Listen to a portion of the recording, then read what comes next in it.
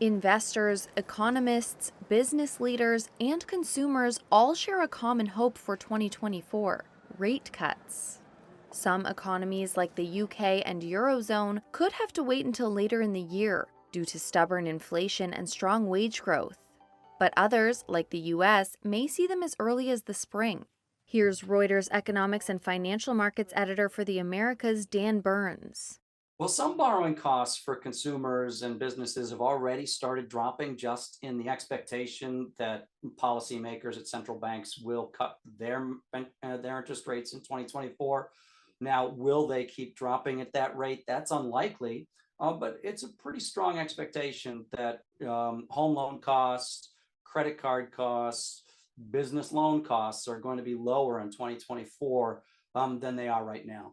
After starting 2023 with annual inflation rates that were on average 3.7 times the 2% target shared by most developed economy central banks, the pace of price increases is now down to 1.5 times that target.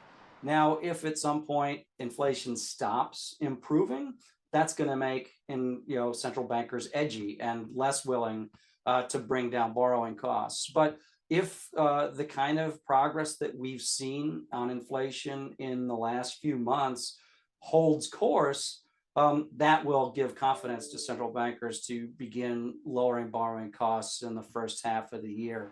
But a major game of chicken is underway as market actors have set expectations for far more easing than central bankers may be willing to provide.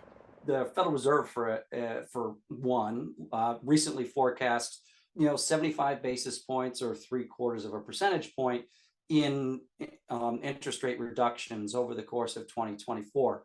Financial markets, the bond market, interest rate futures markets, are now pricing expectations for 150 basis points, essentially twice what the Fed itself is forecasting. At some point, one of these parties has to be right. Potentially, they meet somewhere in the middle, but somebody right now is going to be disappointed. And if recent history is any guide, it may be markets are a little bit overextended in their optimism for how far rates are going to drop next year.